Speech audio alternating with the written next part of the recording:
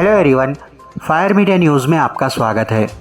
Shri SG. मोड़े ने बसवकल्याण तालुके में पाम ऑयल के उत्पादन के लिए थाईलैंड से 10 दिन की ट्रेनिंग लेके आए हैं। इस मौके पर नरसिंह रेड्डी गदलेगांव ने इन्हें मुबारकबाद दी।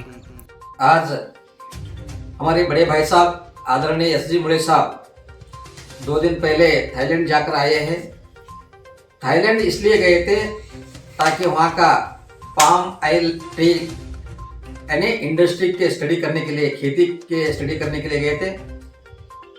उनका एक ही सोच है, जो थाईलैंड में कृषि कैसा होता है, एग्रीकल्चर कैसा डेवलपमेंट हुआ है, किसानों को कैसा फायदा हो रहा है, उसी तरह हमारे यहाँ बसवकल्याण तालुके में वो पाम ऑयल के ट्री प्लांटेशन लगाना, बसवकल्याण तालुके में भी पाम ऑयल के ट्रीज को बढ़ावा देना उनकी एक सोच है। आज हम देख रहे हैं कभी बारिश आता है, कभी बारिश नहीं आता, किसान लोग परेशान हैं। ज़्यादा बारिश हुआ तो आए सो फसल चले जाता है, बारिश नहीं आया तो फसल उगता ही नहीं। इस तरह किसान परेशान है। यहाँ के किसानों को मद्देनजर रखते हुए उन्होंने एक सोच रखकर बसवकल्याण में एक पाम ऑयल का बड़ा इंडस्ट्री डालने की उनकी सोच है।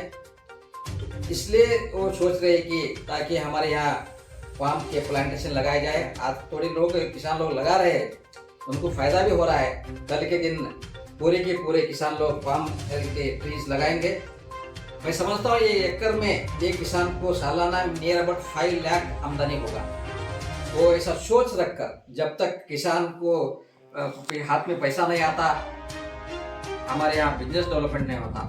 किसान के हाथ में पैसा नहीं आता, हम एजुकेशन डेवलपमेंट नहीं होता। क्योंकि ज़्यादातर लोग खेड़े में रहते हैं, we are depend on agriculture. Agriculture development नहीं होता तो एजुकेशन डेवलपमेंट नहीं होता है। इन्हें एजुकेशन डेवलपमेंट बढ़ावा देने के लिए पैसा होना, किसानों के हाथ में पैसा नहीं है। आज किसान परेशान है। ऐसी हालत में उन्होंने किसानों को बारे में सोच रखकर 10 दिन के लिए स्टडी करने के लिए थाईलैंड गए थे। वहाँ जाकर पूरा स्टडी कर आए हैं। वे कह रहे थे मुझे मेरी एक सोच है, बसवकल्याण में एक बड़ा हमारे पाम ऑयल का इंडस्ट्री डालना है। वो आज संपर्क में है, थाईलैंड के जो यहाँ पर इंडस्ट्रिस्ट है उनसे वो संपर्क में है। आने वाले दिनों में मुझे पूरा विश्वास है साहब के हाथों में एक नेम काम होने जा रहा है। वो पाम ऑयल इंडस्ट्री यहाँ जरूर बनेगी और इसका भरपूर फायदा बसवकल्याण के किसानों को होगा। इस मौके पर मैं तमाम बसवकल्याण के किसानों की ओर से, क्योंकि मैं भी किसान का बेटा हूँ, मेरे पिताजी किसान रहते हैं हुए कितने परेशान है मुझे मालूम है। मैं यही चाहता हूँ कि किसानों के हाथ में पैसा आए, किसानों को सही दाम मिले। जो किसान जो भी फसल उगाता है उसका सही दाम नहीं मिलने की वजह से आज किसान आत्महत्या कर ले रहे हैं। इसलिए यदि किसान वो पाम ऑयल के माध्यम से प्लांटेशन करेंगे उनको फायदा ही फायदा होगा। ऐसे मैं कामनाओं के साथ हमारे बड़े साहब को मैं दिल के गहराई से ढेर सारे शुभकामनाएं देता हूँ। धन्यवाद साहब। मैं नरसिंह रेड्डी और साथियों का आज यहाँ मुझे जो सत्कार किए थाईलैंड जाके आने के उपरांत, इसका मैं उनका शुक्रिया अदा करता हूँ। हमारे इंडिया में ऑयल की बहुत कमी है। पाम ऑयल के खाने का ऑयल के दाम आसमान को छू रहे हैं और इसकी कमी की पूर्ति करने के लिए आज हमारे पास बहुत इंपोर्ट हो रहा है। आज पाम ऑयल में मलेशिया, थाईलैंड से इंपोर्ट कर रहे हैं। उसका एक बड़ा प्लांट आज ऑलरेडी विशाखापट्टनम में है, वहाँ से सभी पर डिस्ट्रीब्यूशन हो रहा है। जब हमने देखा यहाँ से आज बहुत से लोग प्लांट कर रहे हैं, लेकिन उसकी जानकारी बहुत से लोगों को नहीं है। जब मुझे मालूम हो गया ये ऐसा है, इसमें से पैसा भी मिलता है, डॉलर के रूप में मिलता है, तो क्यों नहीं हम इसका स्टडी करना बोल के मेरे पर्सनल इससे मैं थाईलैंड को गया। 10 दिन वहाँ रह के इसकी पूरा स्टडी करके मैं यहाँ आया हूँ। इसमें बहुत ही अच्छा है। 1 एकड़ से कम हमारे किसानों को 4 से 5 लाख, क्योंकि ये डॉलर में पैसा मिलता है। डॉलर का आज कीमत 1 रुपये को 92 रुपीज़ है। 92 रुपीज़, $1 का कीमत 92 रुपीज़ है। ऐसे डॉलर के रूप में हमारे किसानों को पैसा मिलेगा। ये बहुत ही अच्छी स्कीम है।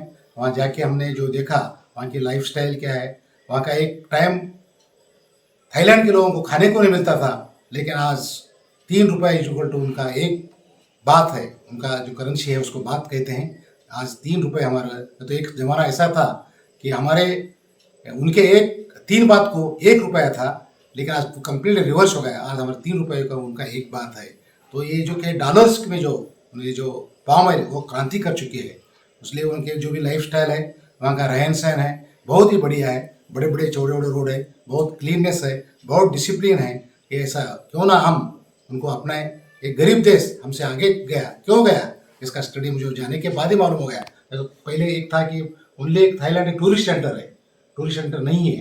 टूरिस्ट सेंटर के साथ साथ ये भी उन्होंने डेवलप किया है। ऐसे कई बहुत सीखने के वहाँ अवसर हैं, बहुत ही अच्छा है।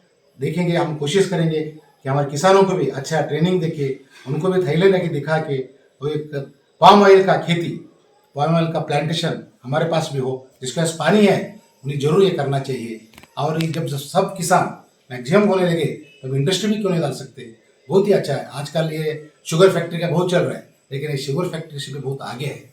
शुगर फैक्ट्री हम करें हमारे देश में, लेकिन हम सब माइनस में चल रहे हैं, उसमें बहुत हमको कुछ फायदा नहीं हो रहा है। डॉलर में हमको पैसा नहीं मिल रहा है, लेकिन इसमें डॉलर में पैसा मिल रहा है। क्यों ना हम एक खेती करना जरूर हम कोशिश करेंगे। हमारे काश्तकारों को, एग्रीकल्चर लोगों को हम समझाएंगे कि करो भाई, तुम आगे रहते हैं। हमारे ऑलरेडी संजू खेलचे उनके हमारे प्रांत के उसमें सक्रिय हैं, उन्हें बहुत लोगों को ट्रेनिंग दे रहे हैं, लगा रहे हैं, प्रोत्साहन कर रहे हैं। उसके साथ भी हम जुड़ेंगे और ये लोगों को हम एक सेमिनार करेंगे। उसमें हमारे सभी लोगों को जो काश्तकार हैं उनको बुलाएंगे और अच्छा से अच्छा उनको ये समझाएंगे।